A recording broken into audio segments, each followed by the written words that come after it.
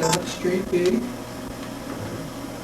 where the carnival is, where you go between the carnival. Okay, right there was the rope and bulldog chute to start with. And then went down across the track, and the arena was from that corner of the racetrack straight across to where the brick building is on the inside of the track now. Down there where the feed pens was. That was all arena. Okay. It was there first, and then they moved it across the track. Were quite a few of the rodeos set up where they come up across the track and down into the arena? Not that I know. Okay. Now, this was before my time. I can just It was just like, it was level. Okay. You just. You think of Pendleton, of course, and that's the only one I've ever been a part of. This wasn't quite that. It was a little turn, a little tip to it, like it, but not much, not like Pendleton. So you come across the track and then was the arena grass? Yes. Oh, yeah, it's grass for years. Yeah, that's what. And then they moved it, well, the catch pen, or the pins where they held the cattle were in that corner. The property line was a square, and the racetrack went like this. Well, there was a three-corner piece in there. So they made pins out of that, and the chute went down along the fence and then turned, and that's where they Come out. come out. Where were the boxes, or how were they set up? Right against the right fence. side? Okay. Right up like Pendleton, up against the fence, and they come out like that. Then they moved it across the track, but they still kept the pins, and I can just barely remember those, and they had to move the cattle across. They fed them over there then, in that little three-corner piece, and then they drive across to the pins. Of course, they didn't have grandstands up then. Or, They had the big grandstand, and a bandstand. Some to the north. A bandstand and a stand back of the bucket chutes, and some bleachers along both sides of the bucket chutes. They had a bleachers down on the west side of the covered grandstand, but that was the Indian bleachers, Okay. long time ago. Okay. And those bleachers, of course, all along the hill. You know, No, this was on the other side. I know, Yeah. but there was bleachers on the Yeah. other too. Then they moved it across the track, and they had panels. The chute come out, and there was panels on each side, just little panels. And that's what the barrier was hooked to, and the end of those panels, there was no post, so the barrier, you could stretch hell out for those panels.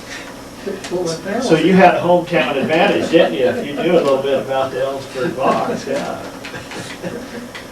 That was a long time ago. I was just pretty young then. I only got to, I don't remember coming out of those boxes. We're talking about the different configurations of the Ellensburg Rodeo. I might have roped in the county rope it once or twice out of those before they changed it again. That would have been in the early 50s, Yeah. early to mid-50s. And then they built a grandstand there and put it down at the corner of that grandstand, and that's where it started from. You remember that? It even had an angle for the grandstand. I remember the box, the arena, like that. I don't remember Harry. Well, at that time he was world champion, and he backed in the box, and the steer turned a little bit to the left, and his horse tried to cut the corner. And when he did, the horse hit that post, iron post, and broke his leg. And Harry Charters was 6'6" and weighed 300 pounds. You know, it took quite a little pertinent move to grandstand. Well, yeah, because you'd come out here, and if the steer went Just down that that post wall, sticking out there. your horse would naturally want to duck around there and hunt. So, yeah. Well, it was still some time before that wasn't why they changed it. No, oh no. No, they wouldn't do that. The game. They wouldn't do that. No. They wouldn't make it right. Yeah, I know.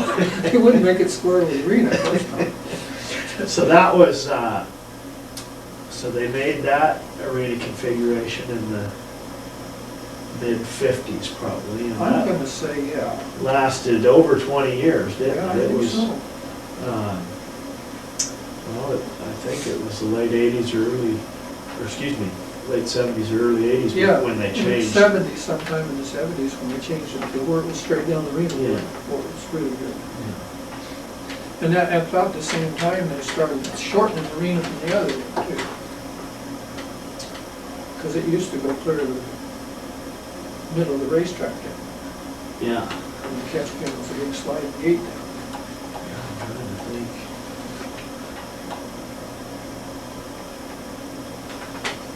Just, right at that building, it's down there now, that brick That building. brick building, I don't know if okay. it was a power building or Yeah, a water okay. building or something. That Right would have at been the the east south end. side of that would have been the north side of the racetrack. Huh. I mean, the north side of the arena. And the track around that. Yeah. But that, there used to be, when you went in the 8th Street gate, there was a creek went down through there like it does now. But there was racehorse barns, and they used to, Bud Ferguson and Jim Burke and somebody else, and I can't remember who else used to shoe horses there. A lot of the people didn't have the horses shod, but they wanted to ride in parade, and they'd come and get their horses shod there, and then them poor horses would wear them through hunting season. So the blacksmiths or horseshoers sat up there at the racehorse barns, and the folks that came to town and wanted to ride in the parade, that'd be the one shoe in a year, I bet. Yeah.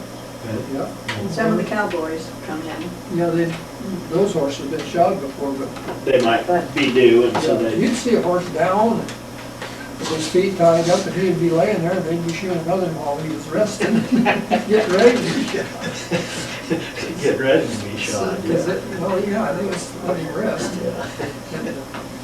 It's quite a little fracas around there, because them horses, like you say, don't get shot much. Now, would this been the day of the parade, or a day or two before, when folks started to gather for the? Usually, they start gathering a week before. Oh, okay. I can remember one in there a week before and having lots of fun with it. Things were shut down, and It wasn't a carnival, but the activity was starting. oh yeah, everybody was getting ready. Some of the cowboys even come with their trailers or camp. Oh, yeah. I know one guy that had a teepee. Where would they have been coming from back then, I wonder? What he would, Moses Lake, Olmec, and then Moses Lake, and then Ellensburg, okay. same as always, you know. Okay. And like everybody else, I mean, you're probably the same way when you was going to rodeos. You couldn't get to the rodeo quick enough, and when it was over, you couldn't get out of there quick enough, because that's the most lonesome place in the whole world, the rodeo, when it's over. Say that again.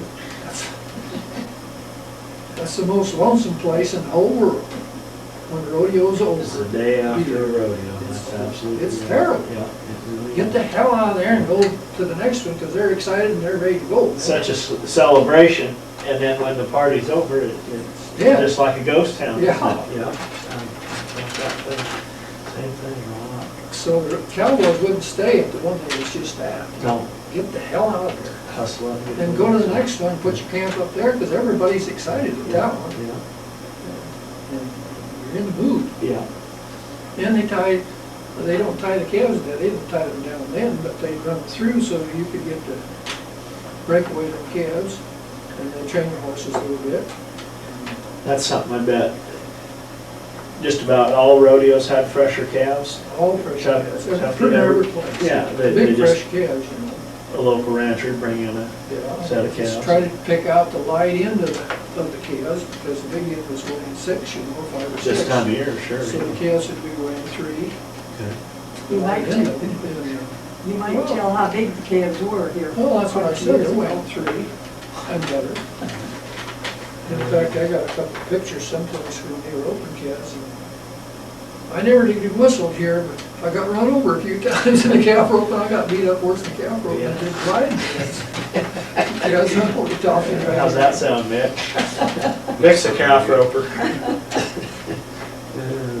That was why they would come and camp here, so it's a weekend. Be a part of the celebration and work their horses and get a chance Yeah. to tie the And calves. be bullshit with the guys and go to the Yeah. bar and have a good time. Sure. People expected them, and so the party was on. Okay. Townspeople expected it. And at that time, the people, you know, the cowboys, they went to the rodeo and they stayed. Yeah, unlike today where they're, In fact, when I first started, we didn't, when I first started, we didn't go any place but the rodeo. We didn't go to 2 or 3 a week. you'd go to the Ellensburg Rodeo That for was that it. week, and then the next week you'd go to the Lewiston Rodeo, and then you'd go to Pendleton and stay for. Because you get 2 or 3 head of stock, Okay. you know, so you didn't have to travel that much. How many contestants during that time? There had to have been fewer contestants. Yeah, there was, because you'd get 2 head of stock in the 3 days in the ride events, and even in the boat ride. Gosh, I don't know, I probably went through 200 head of stock at the Ellensburg Rodeo myself. Did Of they course, that's have, 5 events too. did the contractors have to bring more stock as a result of that, or was it No, about they the just got same? the same ones. They But they just just bucked them more. Yeah. They have rules now, PRCA has a rule, you can only buck them so often, Yeah. or so many times during a rodeo, but that wasn't the case. I've seen Kelsey buck them every day. If they could handle it, and they were, And Harry's bucked them every day too. And Harry Holden and Joe Kelsey, were, of course, probably, and Kessler were some of the few guys that would buck the best of them every day. huh, they just, Most of the other guys, that was contractors, would buck a really good horse once or twice and put him back in a pen in a 3 or 4 day rodeo, save him. sure. But Harry Vold and Reg Kessler and Joe Kelsey, they bucked the best of them every day. Brad Sheets They from like to see- Montana. Excuse me. Reg Kessler, he was Yeah. from Montana. And they love to see them good ones buck. Huh, that's neat. And so do the people. Well, sure. You know, people love to see them good ones buck. That's a big issue with the PRCA right now, I understand, is getting the top name cowboys and the top name stock matched up and in front of the people.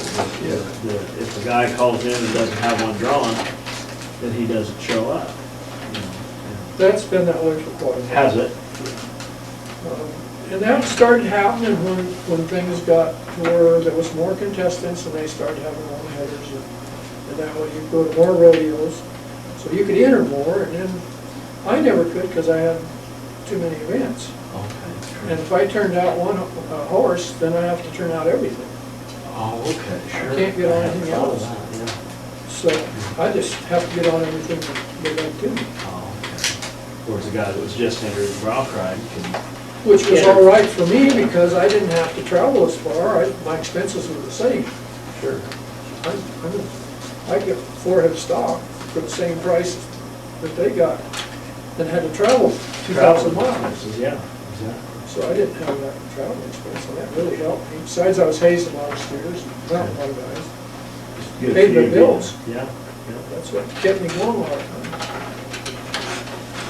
And let's see, this is Williams Lake, BC, Kenny McLean Hazen for me in the steer wrestling. There's another world champion.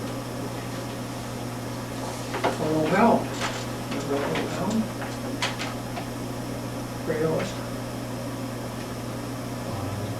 yeah. 7 years old, right? Oh, Kenny McLean bought him off of Buzz Path, gave him 10,000, I think, for him, and he was a great horse. Took Kenny to the Canadian Capital Championship. This is in the late 60s, he bought a horse for 10,000. Maybe 70s. That's 7, That's, yeah, they're in the late 60s. And Hayes died real good, and he was really a sweet horse. Kenny bought him from Buzz, is that what you said? Yeah. He was too short for Buzz. He'd set up, Oh, okay. and Kenny was really smooth, and he'd get around their neck and go in that sucker, park and jerk him down. Buzz is up there, Buzz is up there. He's a nice, really nice horse. In fact, the white mare that Judy used to rope on, Huckleberry? Huckleberry, Yeah. filled up sisters with that. Oh, we don't. And then let's see, this is a picture of Omac, a very nice horse, called Nerdy Dora. And just a wild picture. She looked pretty good. I won a bear rack riding on her at Libby, Montana. And that's in, what year is that? That's in 1970.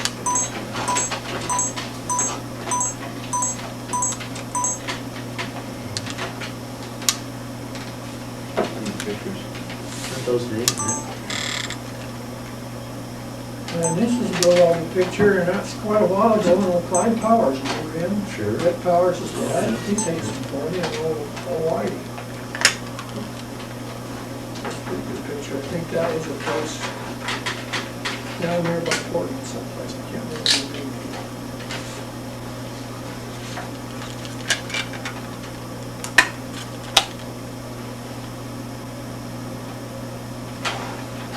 This is just a wild picture of us still looking at the shoe. I got the hell out of Good idea. This isn't that picture, is it? No, It no, is, that's a uh, different one. No, that one was a real wreck, that one. Yeah. I I didn't thought get away that was from the end of it. Yeah, I didn't have a shirt on when I got out of that wreck. Is that right? No, he didn't work at all. I was underneath him and he was kicking and fighting, you know, and I was getting squished. This is a picture of Ellensburg, a horse called Ringo. That's a CB horse, a really nice horse, jumped and kicked right there. I think Harley May might want to go around on this horse a couple years before this. Really nice. This is 74. When did Christensen brother and Vold start coming here as a team? As a team, Or who was here first? I guess let me ask you that. Christensen, Okay, okay. and, So when did Harry Vold come in? well, I can't remember, but I've been getting on Harry Probably Gold tells you horses in the since book. in the 60s. Yeah, Since I my first started. memories of the Ellensburg Rodeo were Harry Vold and Bob Christensen. Yep. Bringing it back in stock. Okay. Lemke's book will tell you. Yeah, we can sure look it up, but you don't remember they were the stock contractors when you started in? Well, when I started into riding Okay. this, when I was just in the county rope, I didn't pay much attention to riding this. Of course, Sure. I was watching the guys, because they were my heroes. Sure. But I wasn't watching the stock contractor. Okay. It was the guys I was watching to see how they were doing. I'd sneak behind the chutes. Watch how they did it. Rub shoulders with the Yeah. big boys, yeah. This is another since in Ellensburg in 71. Just a nice horse. Nothing great about him, he just jumped. See why I went out of pictures, run out of wall. He's a big You old, did, didn't you? bad-headed horse. Big old long gentleman. Great one. We got him to put a halter on him, just hang a halter on him, let it flop, and let it sharpen him up, and he'd jump kick right there, and made him twice bucking horse out of him. Without the halter, he'd want to cover He too much covered too ground. much ground, yeah. Huh. That halter flopping on him, when he took his old. Startled. This is just a wild picture of old man. Yakima, I guess it is. Corkscrews the horse. It's a Kelsey horse. It's pretty loud.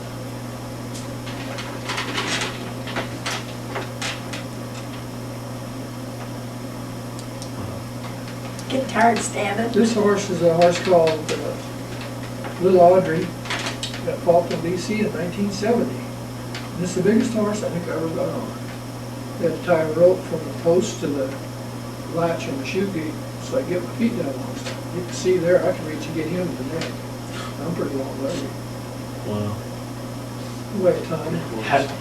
They had to crack the gate a little Open the bit. gate about a foot. For you I to tie a get your- rope across so I get my feet down long side. And that was one of those Dave Perry horses. There was a lot of those big Canadian horses, but he was the biggest one I ever had. And we were talking about John Reynolds. Yeah. And this is at John Reynolds' place, and this is some horses they put on a rodeo there at John's, the Bud King's place, but where John lived, They're along the lake there. up there at the lake. Okay. And they brought these horses from Canada. And they tried him out up there and they put him on a jackpot. And this is a big stud horse they call Clancy.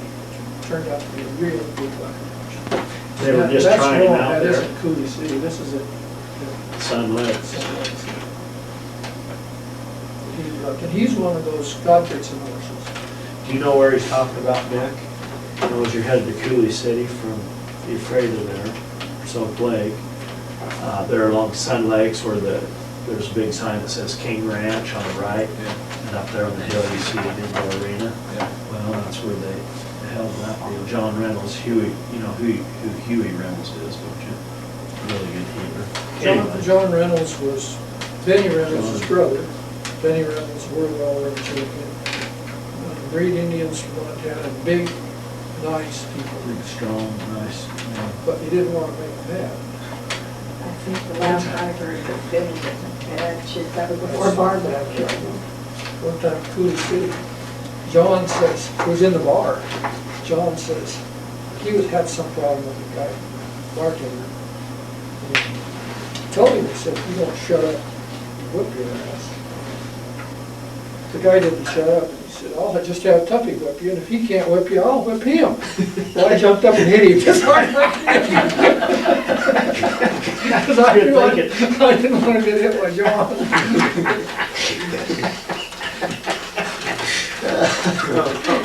I'll just have Tuffy whipped you. Now, this is the only time I got in the bull riding.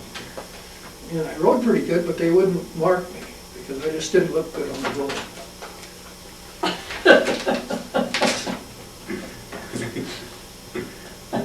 What do you got there? Show it again. Give the camera a shot of that.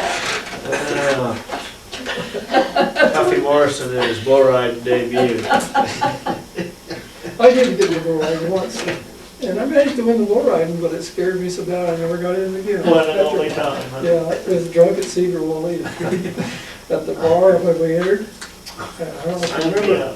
Janelle Posey, Don Posey's She wife. met She was Don's the wife, secretary, okay. and we entered, Buzz and I and JP and Chucky and Chuck Boatwright, Sparky Trotter, and I don't know who all, but there was a bunch of us all entered from the Elks Club, I think it was, or one of the clubs there. They razzed me because I only got the team roping and the other four ribbons. And Buzz said, I'm just gonna put you in the bull ride. Well, whatever, they got one, but I ain't getting in if there's two. Well, when he entered, he told Janelle, if there's two, just leave him in it. So what did it That end was up? two. Me too. And I talked to Wiki and I looked at him and I said, what do I do? The bar, Did you have a bull rope or anything? I didn't have that. Yeah, I couldn't wear the spurs, they trip you, you know, they turn you in so bad. I walked like a duck anyway. Trigger fell down right in front of everybody, you know, trying to get their shoes. They hung that rope on, remember Larry Condon? Little Indian, really right. And he was helping me. Pulled the rope, pulled it way too tight. I wanted it pretty loose, because I couldn't get it loose from it if I held on the Yeah, gate, you yeah. know. So anyway, Wick told me, he says, if you get him rode to the whistle, I say get off, you get off. No matter So I what. got to the whistle and he said get off and I bailed off. And I didn't take my route loose. Uh-oh. Hung up and drug underneath him with black boys, trumped the hell out of me. Everybody got a kick out of it. I'm sure. Lee Markholt, he's just laying in the arena laughing. And by the way, his nephew won $1 million in the poker game at Las Vegas. Really? Yeah, Here just recently? yeah, like a month ago. Oh, yeah. What's his name? Bobby Markholt. Never forgotten that country or? Yeah, more than that, but Lee, remember Lee? He Yeah. rode Yeah. Bulldog and rode Woods, he really good. Anyway, the second bull, the little black bull, he just jumped out there and got really nice, and I rode him to the whistle, and Rick said, get off, and I said, to hell with you, I'll stay right here, and he went to the fence, I got off the fence. That's the end of that. Fooled me once, it's my fault. Or your fault, fooled me twice, it's fine. This is a picture of, I think it's JP, Hazen from here at Ellensburg. I got that picture because he was playing live. So I could give him out, and it come out in the paper.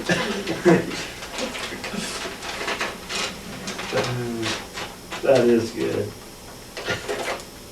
That's the same picture that's in there. These are, I've got about 5 or 6 of these albums. You can look at pictures for all Because night. when I was going in the 60s, '70s and early '80s, yeah, if you took movies of it, why it took quite a while to get the movies back, and we were gone by that time, so we bought all the pictures we could find. Nobody So you had could to obviously take. See what you were doing, Yeah. you know. So you studied still photos Yeah. like we study film tonight? Oh, we know. Yeah.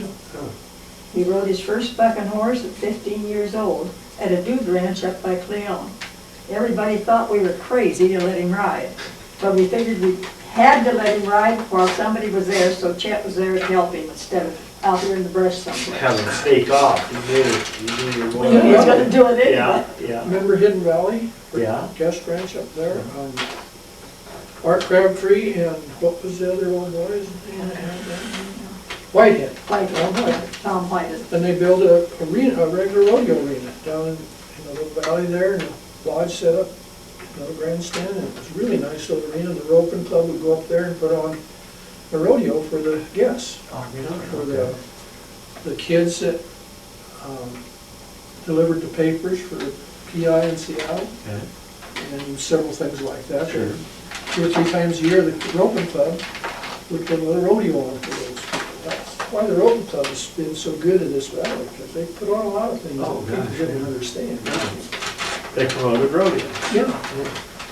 Here's John Doe, he's a world champion bucking horse, and he throwed my butt off. And I couldn't figure out why, and the hell he throwed me off. And I got that picture, and then I seen why. You take a look at it. When he turned out, he turned into my rein, and I had my rein out there so far that it hooked that buckle in the halter, and it shortened my rein by a foot. And jerked me right down over the front, and it stuck my head right in the dirt. My golly, that, you wouldn't have known had you not You know had that what? picture. He'd always do like this when he come out, and then his head would come up, and he just moved it underneath that rein. And so that rein would come up from the ring, up through, and hung on that buckle, Yeah. and then back to me, and it made it that much short. You didn't. No chance of measuring that right. No. I sure felt silly though, because I rode him before. Yeah. And Or what the I heck? loved him, you know. Yeah. Had no idea when you, No, when it why? happened. What jerked me down, you know. This is Union, Oregon, that's Chuck Boatwright hazing for me. That's calf roping it both out.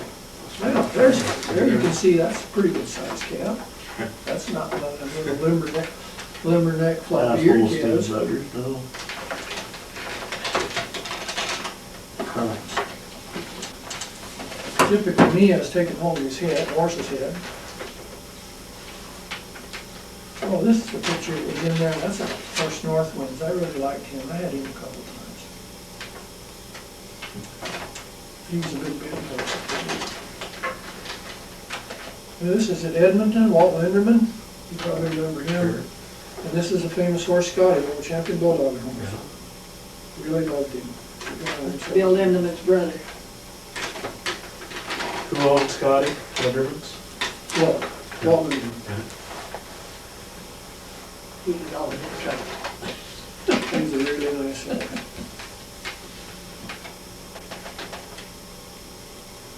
That's 77 at Cooley City team roping. That's Best Bet heading, can you imagine that? I can't imagine that. He's got about 4 or That's steer 5. wrestling. That's why I got all the albums. They're in that bin. That's at Red Bluff. And Louis Torsalas Hazen for me at Red Bluff. That's in 77. I couldn't walk for One 2 time we days. went to Red Bluff, Jerry Anderson, I got off, got out. Dick Powers, Jack Wallace, I gotta walk around with them.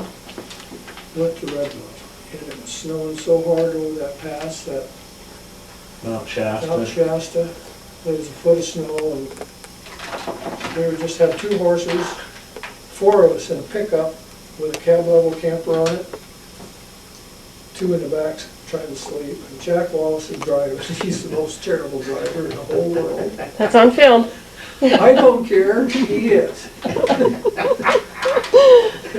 You know that, don't I've been you? a mile or two. Doesn't say any more than There's that. there's 2 of Gary Miller. He's another, he's a terrible driver too, but he did that on purpose. Jack was being serious. Anyway, we got to chest and it snowed so hard you can't believe it. I think we were the last rig because we never seen any others. And I drove over that mountain. Anyway, we got to Red Bluff and it was mud a foot deep. And that was the first rodeo in the Northwest that I'd ever been to as a card member. That year I went to Arizona and my brother and I went to Arizona and I entered Denver 4 events. My first RCA rodeo with a card. And we went to north of Scottsdale to J.A. Ranch, and that's before anybody knew Larry. I knew him really well, but Larry Mayhem, and we practiced out there on some ducking horses, just north of the arena. And then we'd go to Chandler to a guy by the name of Pudgy Powell. And Larry'd go down there, we'd put out the stock for their team roping, and he'd let us go down for nothing, all we wanted. Okay. And ropes and calves. And Larry roped calves. So did you spend a winter down there, or did? Well, we spent a month and a half down Okay. there. And that was when Larry was married to his first one. Oh, Nobody knew, well, he was just a kid. He was like the rest of us, you know, at the start. Anyway, he did a hell of a lot better after that. He bulldogged some too, did he? or- Yeah, he blew on a few steers, and he rode pretty good. Oh, we Yeah, don't. he rode pretty good. He was a pretty good hand with a horse. He's a cow cutter now, huh? Yeah, yeah. He stayed with me one night down there at Wickenburg, 3 years ago, I guess it was. Mayhem did? Yeah, he called me and stayed with me, stayed all night. Okay. You know Wayne Marshall? Yeah. Well, I stay at, he lets me have his place. Oh, that's right. And I go up there. And Larry was coming down there for some promotion at that Double D Western store. Yeah. And they had the old timer rodeo there. And so Larry was doing a promotion there. Running out of batteries. The old timer rodeo, and so he stayed. I bet you. Well, Shark? I'm Rick there, and we're back here with Bertha and Tuffy with some questions. Could you guys please, we know your name, but like, about your birth dates, and when your birthday was, and where you guys were born? You want mine? Yeah, Talking both to me? years. Oh, okay. I was born March the 3rd, 1918. And where we're at. I was born just a mile down the road, but my folks was renting this place just before we moved down the road, and then they come back and bought it. And I've lived here all my life. In a different house, but On this piece of ground. yeah, same piece of ground. What about you? Born June, Chuck Morrison, Chester Dick Morrison, born in 1940. And I've lived here all my life except for 10 years when our driver and I bought the Thomas Livestock Commission Company, the auction yard. And I was down there for 10 years and then moved back. You guys please tell us about your childhood, or, You want to know where my folks came from? That's Yeah. not what it is. Well, my dad came from Switzerland, and so did my mother. My dad went to Germany for a short time after he got out of service in Switzerland. It's all underground. The military is underground in Switzerland. And when he got through with that, after he got out of high school, he went to Germany and then come to the United States. And it was about 1906, as near as I can figure it out. And when he came here, evidently there were some of the people that lived around here that came from Switzerland. One was K.O. Kohler. And so my dad went to work for him for a short time out on the Columbia River. They had what the game department's got now. And he didn't stay there too long, and he come back and he milked cows for a man by the name of Sanders. And he had a ranch for Doc Hay, if you know where that's at, above town. And he milked cows there for him, and he bought a house there on, well, it's where the university is now. He had a little house there, and he rented it, and he had some property in Cleellum, and he had property, just little pieces every place, and finally sold most of them, and came here, and he went in partners with another man by the name of Bull, and he's related to Walt Bull, would be a great uncle. And he lived about, probably 2 miles east of here, the partner. And they had, they must have milked about 20 or 30 cows here. They had built a barn, whole cow barn onto the barn. And it was a big barn, but must have been able to haul about 20 head of cows, I imagine, at a time in a cow barn. And Mother, he was going to marry her sister. When he left Switzerland, why they had made arrangements that he was going to marry her sister. Well, her sister got married while Dad came out here, so he wrote back and got her younger sister, which would be my mother. And she was sent here in 1912. She came out here. And when she got here, there's a kind of cute little story, because Ida Nason told about when they heard that she was coming and he was going to get married, why all the neighbors went to town. Of course, it was all horse and buggy then. And Dad had a team of white horses and a buggy and went to town to get Mother. And so all the farmers or all the ranchers were all parked around on the street watching. So she said that Mother had a black hat and black gloves and was dressed in dark clothes, and they went and got married and then come straight on up here. So a few days later, why Johnny Nason, Ida's husband, he used to work for my dad a lot, he told her, he said, we gotta go see my friend. So they came down, knocked on the door. Mother couldn't speak English. She could speak German and French, but she couldn't speak English. So she kissed Ida on both sides of her face, like they always do, and invited her in with her motions, and Dad came in and told her to make coffee, so she did. Now this is Ida's story. So that was always kind of interesting to me. And then Ida Nason, later in years, rode in the Indian. I don't think anybody knows this, but she rode in the flat. Yeah, that you asked some questions. Tuffy, you want to tell us about your family? Well, I grew up right here on a ranch chasing cows around. My dad wouldn't buy us a bicycle. We had to ride horses every place we went, so that's basically how we got started. Guys like Keith Weeks and Schaller Bennett, they always had some horses around that we could ride and hump a little bit. They didn't really buck that much, but they'd hump up, you know, and we just think they were bucking. We'd ride them, and we got to where we could ride them. Well, then they graduated. They got us some that would buck a little harder, and pretty soon Keith Weeks had a whole bunch of them. So it worked out pretty good. The boys used to help Schaller Bennett move cattle from across the river. Yeah, from over at where Royal City is now. We drive cattle from there to Vantage, then from Vantage to a place called Saddle Mountain Inn. It's the house that, just below the summit on the old Vantage Highway, or below where the wind farm is. Yeah. Go to there, and then we'd go to Hayes's down across Clears the next day, and then we'd go from there to here, and then from here to Gill Pope's, which would be the mouth of Wilson, and then from there to the National Forest at Pine Rock Lookout. 7 days it took us. Oh, God. Not only that, but that's where they learned the bulldogs, on the gravel road. And we were pretty young. We rode with the cabs as we was driving, you know, with a breakaway. We didn't have the fancy breakaway, we just had a wire that we worked pretty good. But Schaller was determined to make bulldoggers out of them, because that's what he did. So he left some horns on the cows, so they'd have cows to bulldog on the way. And I had to put up with all of this. What about you, Brett? Do you have any childhood memories, like, about your childhood? About my childhood?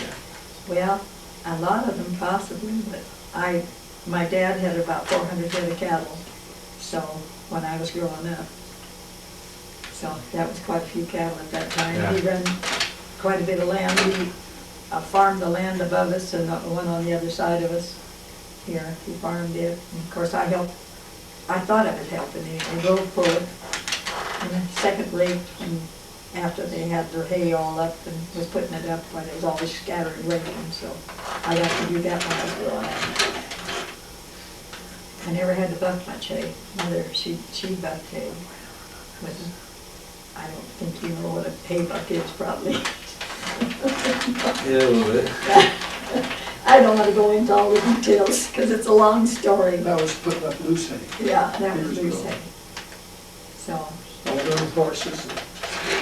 and then as we got older, well, I can remember, well, my dad passed away in 1935, but I walked to school down to Lower Nanum when I was growing up, and so did my brothers and sisters, and then in the wintertime, we had a sleigh, and I rode horseback part of the time.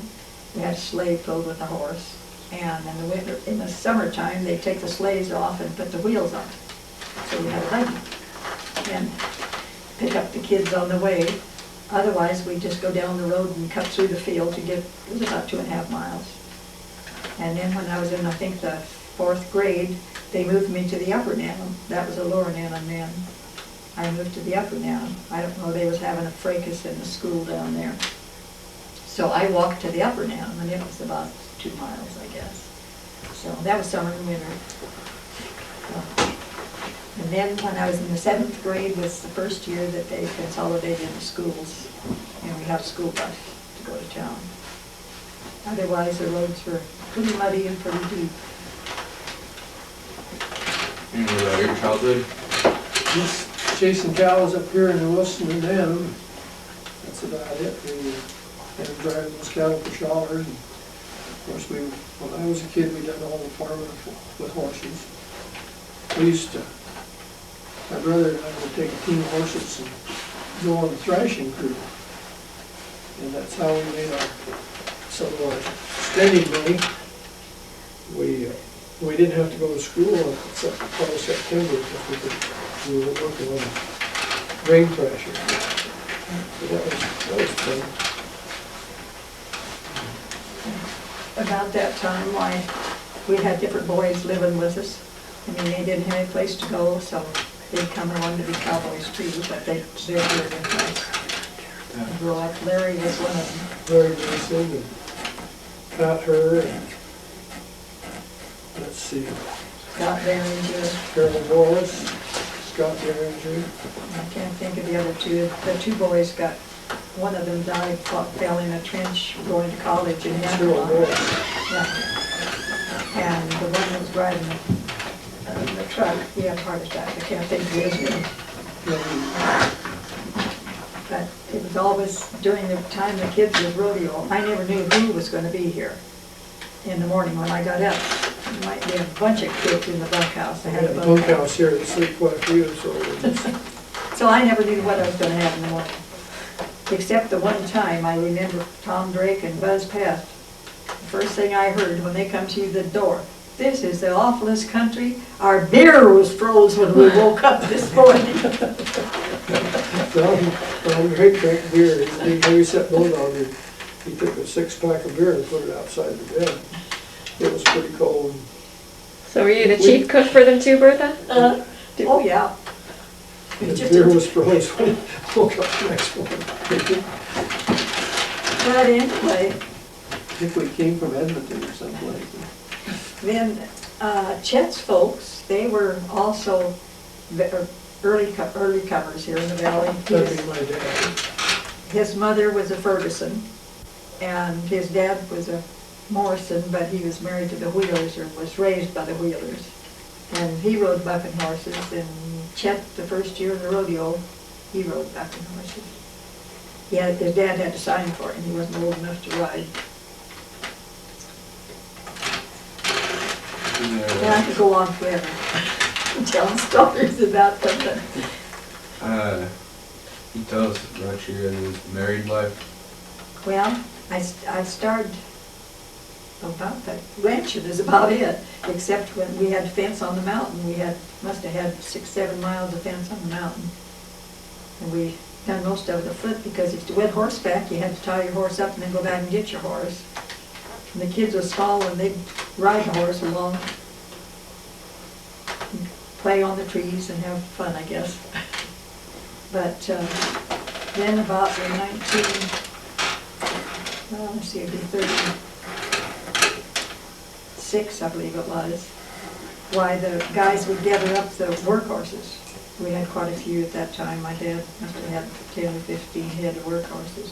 Anyway, they'd take them to a corral up here on Sundays and buck them. And there's one of them that was done a pretty good job. He was real gentle. We called him Babe, but he was the best bucking horse of the bunch. They took him into Ellensburg Rodeo and they put him in the bucking string. And I can't remember who had it then, before I could remember too much about it. It was, God, I can't tell you. I've got a picture of him anyway. He bucked some of the good boys off. We just called him Babe. He was real gentle.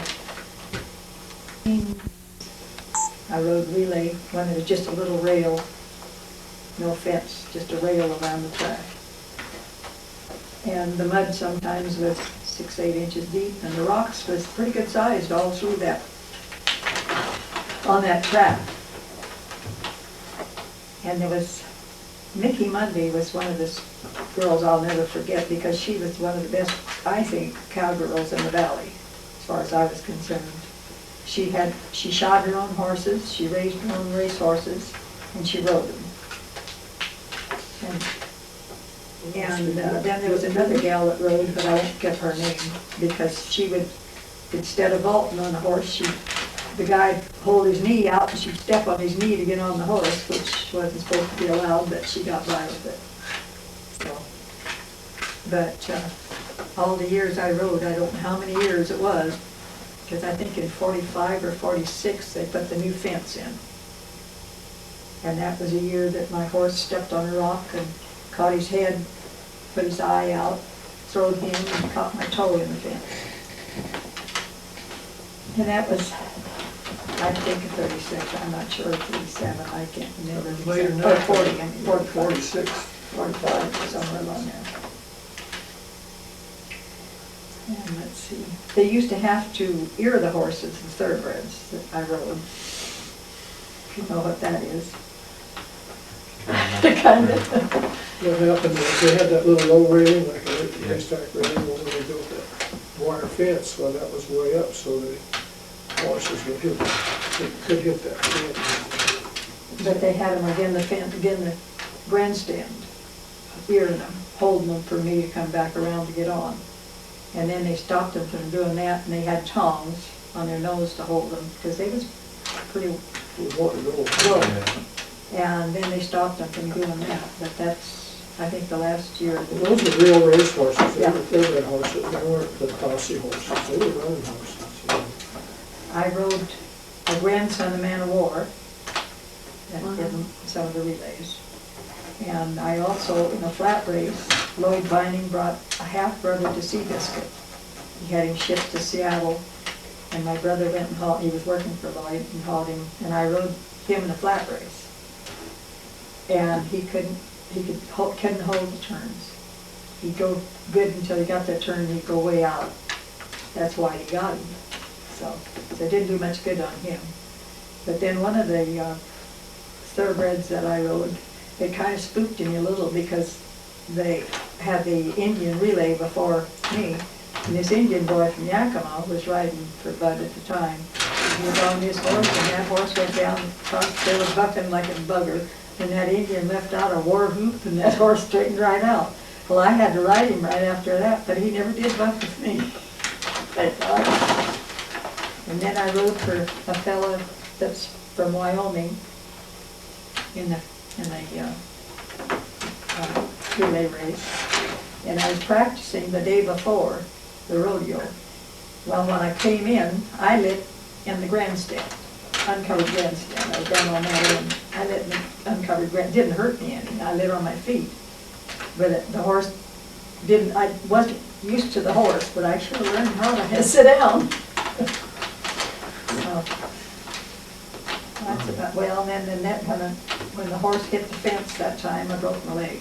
And that was the last year they had the women's relay, I think. Then there used to be two fellows that come in here with the name of Bays, I mean. Bob Bays was one of them, and Sid Steele. And they used to be two of the main men that came in with the thoroughbred relays and the Pony Express where they had to change saddles. We didn't have to change saddles, all we did is just change horses. But you had to watch when you was riding because the girls would take a hold of your bridle if they could get a hold of your bridle rein or something, and hold your horse back or throw them off stride a little or catch your stirrup if they could. You had to kind of be on the alert. Dirty cool, huh? You guys both talked about your rodeo experiences for the most part.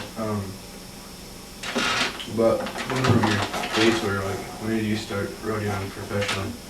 Professionally? Well, I don't know for sure, professionally. Or even just when did you start riding? When I first started riding here in Ellensburg, I was, I think, 18 at the riding events. I was 16 in the county calf rope, first time. The county calf ropers have really done a lot.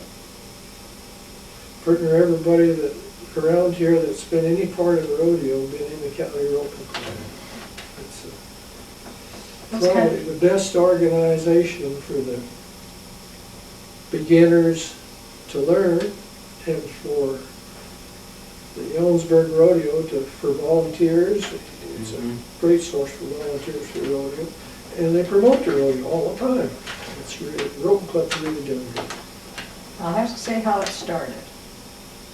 We used to live just about a mile, just on the other side of the Bar 14 when we was first married. Bud McNeil was at our house every night, seemed like, and it'd be midnight before he'd leave. But he wanted to be a cowboy. So they finally built a little arena. There wasn't much room where the brush was and the trees and everything, but they built an arena. And all we had was pretty wild calves. They weren't very slow calves. And Bud had brought a stud over for Chet to ride, so Bud was there all the time. And so they decided they was going to rope calves and Bud was going to learn how to rope. So they got this little arena built. They couldn't catch the calves before they got to the end of the arena. So that Bud, he went to town and he was telling everybody about it. And Tex Talifero and Don Porter come riding in one day and oh, they could catch them calves. They wasn't any faster than the others, so they left again.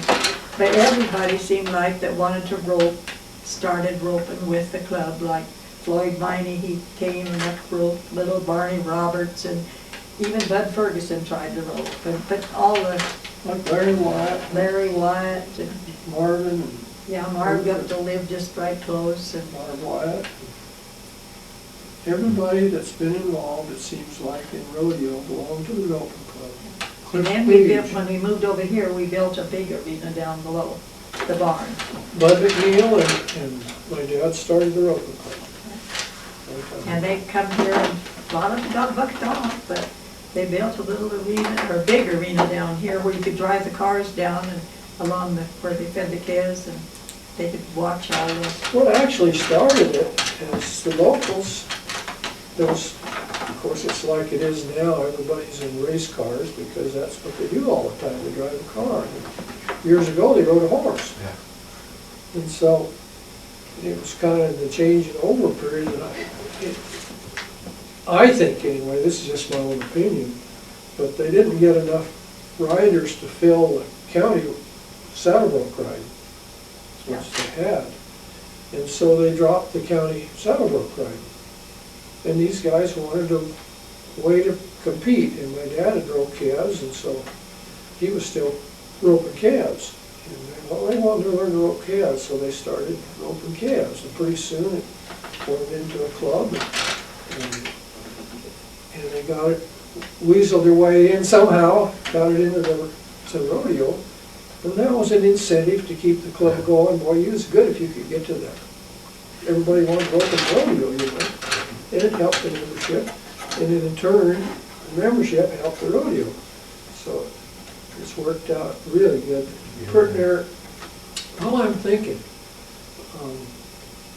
up until now, I think every arena director was a roping club member. So do you recall who would have been the first official president, and then what year they actually got the county roping into the Ellensburg Gosh, Rodeo? I don't remember. it was before my time, you know, it was in the 40s. Well, I know Chet rode bucking horses in the Worlds after they stopped the county bucking. Yeah, that would have been in the 40s when it started the Open Club. I don't know exact dates, but somebody's got it around. But, It might be in the book, I don't know. Hardy Shore wrote the story. but you know, like the world champions and some of the national final guys from Ellensburg. Brad Goodrich, he was in the Open Club. Alan Bach, he was in the Open Club. Minor boys, there's the Open Club. Geez, you know, just, it's amazing. And if you stop and took a look at how many, and I wish somebody would do it, because there's a lot of guys that get missed that were professionals from Ellensburg. Jerry Anderson, Larry Wild, J.P. Rowland. God, I can name 20 guys that were professionals and done a good job from right here. And the Wallaces, both of them. Yeah, I wish somebody would just get a list of the guys that were professionals from here, and it would amaze a lot of people. Don't realize how many that came out of that roping club that were pros. And a lot of them that weren't pros, but the pros, there's a whole bunch of them, and then there was guys like Buck Miner, he never did join the RCA, and, Well, you have Sam Kaiser and, yeah, Sam, but there was. Well, they didn't live here then, when it started. The guys.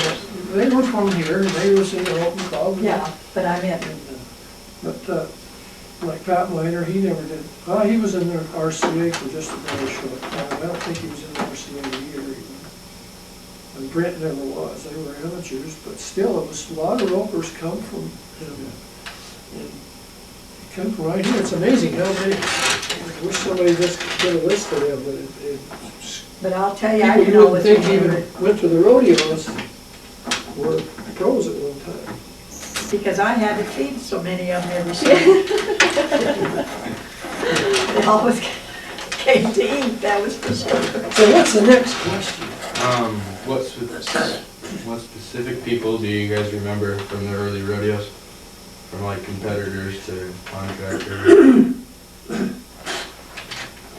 Pretty near all of them from, in my time, from 50s on, I guess. I looked up to them. Name a few earlier. Well, like that, Dean Oliver, of course, he was still going in, but there's so many guys that were really super. It's hard to remember all of them. The ones in the Northwest, of course, we remember. Contractors, we knew a few of them. Yeah, the You knew them all, but I just knew a few of them. Harry Gold, Wayne Gold, Doug Gold, Bobby Christensen, and Hank Christensen, who was the mainstay of the Christensen outfit, and then Bobby and the Christensen girls. Bill Hutzel and Donnie Hutzel and Tom Hutzel. I'm glad to see the Hutzels, yeah. And Their dad started Frank in Beard. 38, I think. oh my goodness. And there's been some really, things that I remember is like some of the really good horses. And old Warpaint, I didn't like him very well, but he was a great horse. I never got on him, he was before my time, but he kind of reared out. He didn't give a guy a real good chance, but there was some real good bucking horses here. Mr. Smith, Palomino horse of CV's, Red horse. John Doe, Hill Kelsey's. Oh shoot, Necklace of Perry Bowles. Okay, now, next question. Well, I said, you could go on from. yeah, geez, it just, bunches are great horses, you know, that too. Yeah. And horses that would buck you off if you could win something on. And there's great horses like Scotty and the Bulldog and Dean Oliver's Black Mare. And Well, I can remember years ago when Red Wall and Rose, you gotta go. They had the bucking horses in there, I knew Red. I knew Red Rose quite well. They Not had good, Sam, now you keep that in there. North Cat Square Gardens with them. They pay our way, but we couldn't no way we could go with a ranch, cattle and all.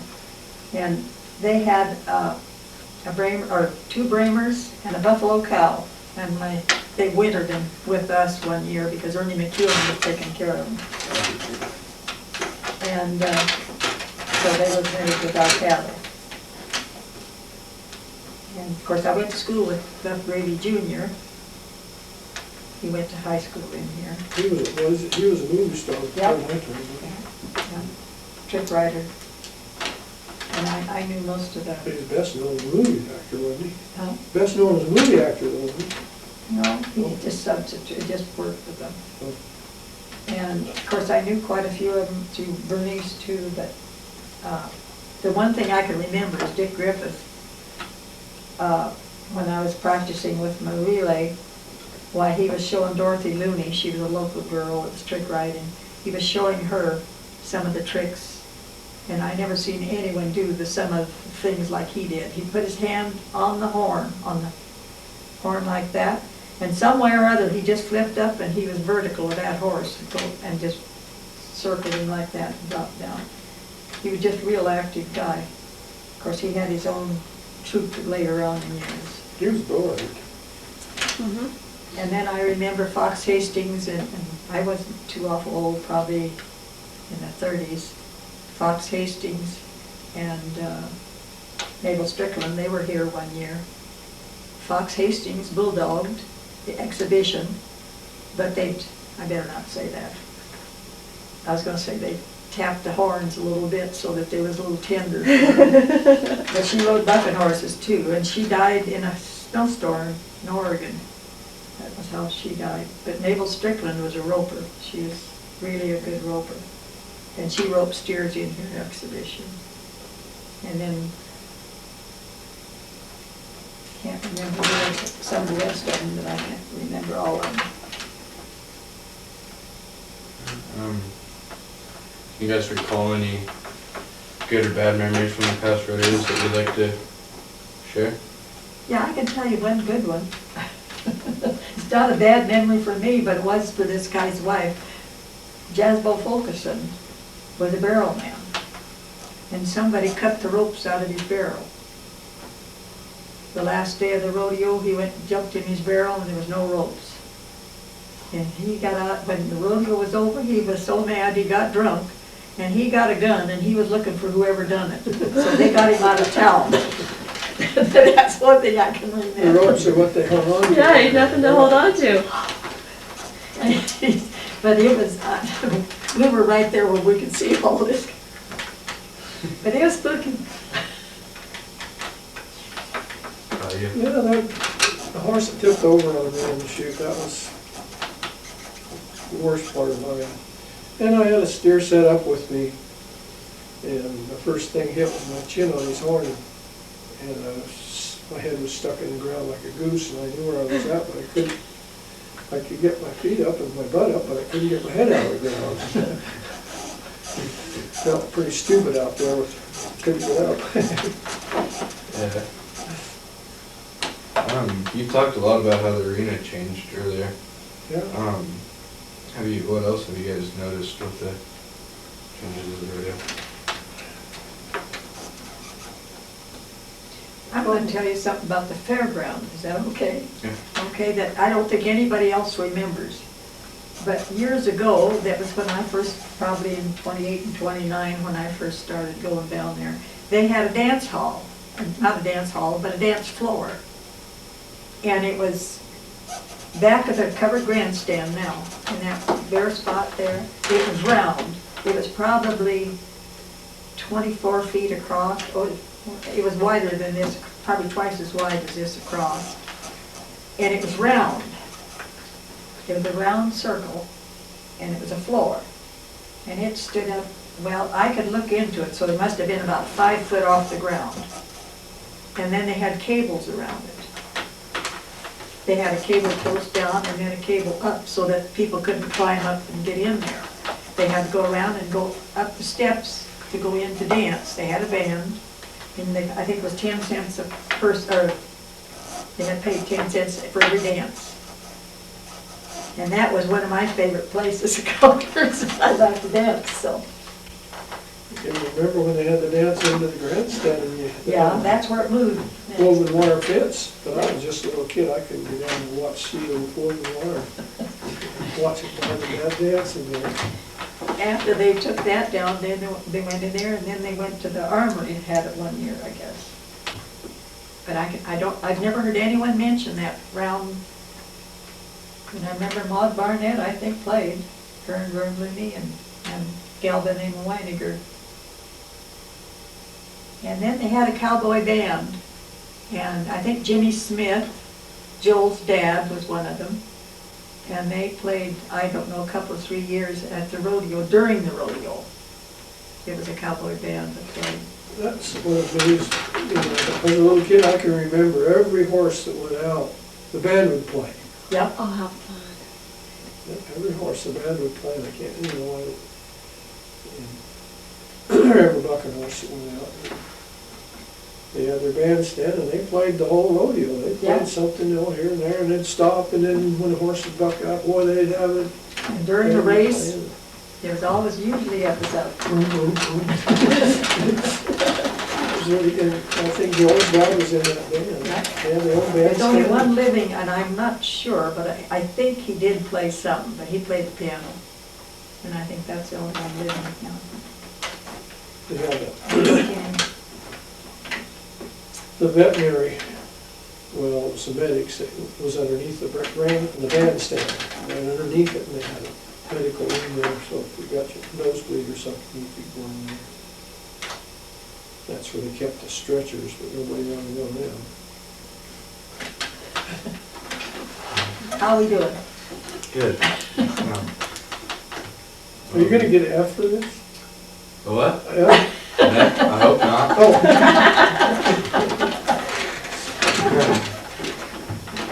What do you guys like about, like or dislike about today's rodeo or performances?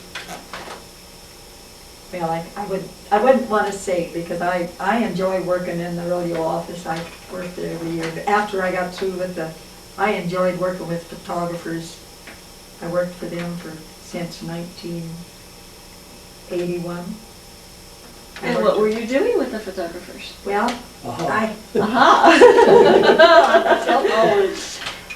Do tell.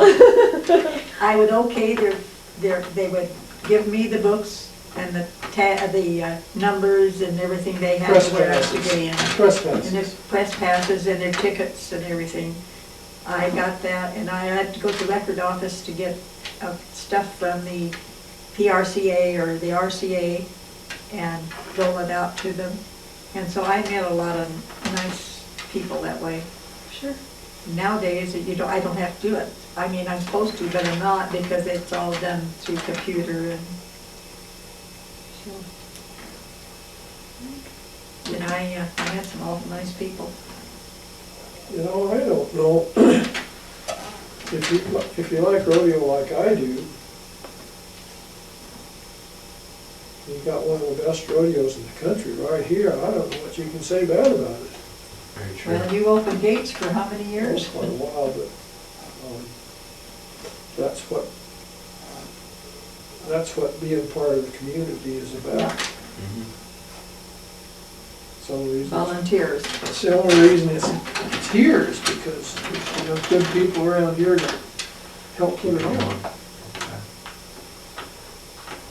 All right, No, I think they're doing a wonderful job. I can't see anything. Well, they put in a lot, a lot Lot of of work. volunteers put in a lot of time. The rodeo boards bust their butts, yeah. every one of them. And they take a lot of slack too. They gotta take that with it. Can't please everybody, and so they always, but if they'd step back a little bit and take a look, they wouldn't be getting on anybody, they'd be praising them. In fact, maybe they should be volunteering a little bit and really find out what it's like.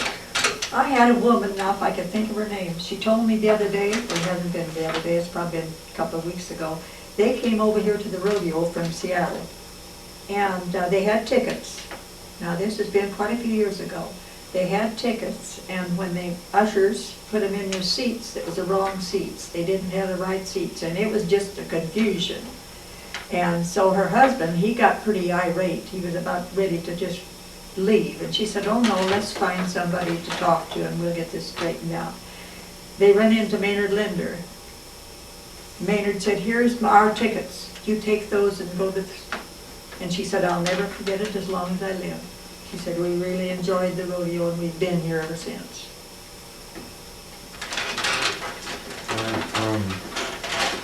Any comments on the future Ellensburg Rodeo? Or is there any like comparison rodeos? Like what would you compare Ellensburg Rodeo to? Or any other? There's none that can compare to Ellensburg. They can compare in a lot of ways, but they sure as hell can't compare in the setting of the rodeo.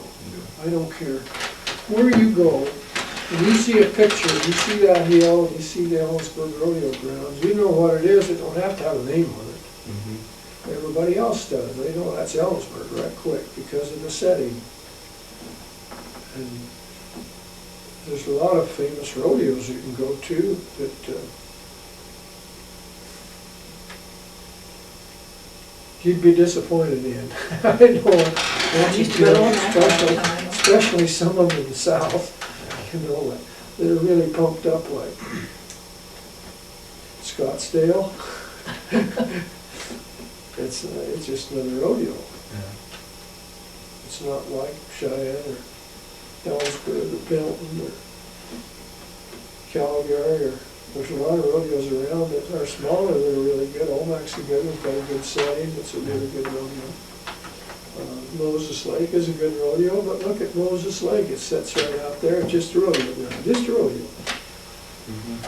Kennewick's just a rodeo.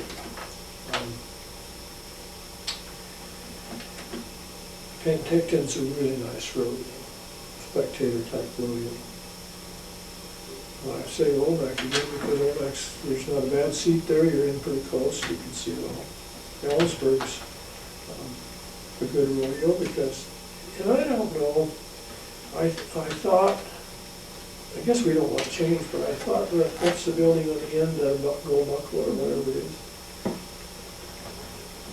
I thought that took away from the rodeo, but it got a lot of people involved that wouldn't have been otherwise, and so it's a good deal. You gotta take the bitter with the sweet.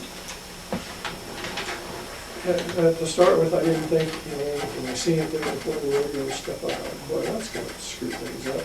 But again, it was, got more people involved and helped out the Cowboys some and worked out really good. And the bull riding, the night bull riding has really helped. Yeah. Really helped.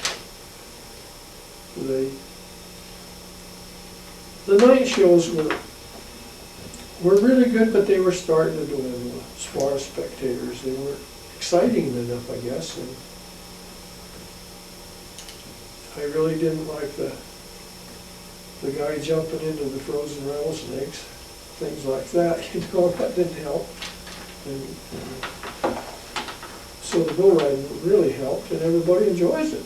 Oh, yeah, people really love it.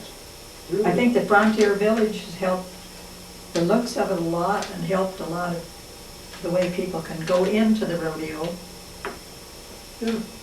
Yeah, it really did. It made a setting that Yes. They tore the old house down across the road. It's fun. instead of it being just a gate you walk in, why, it's enjoyable. On your way to the rodeo, you can spend some time. You don't have to get hurried. And it helps the community out, and it helps the spectators out. It's the old setting.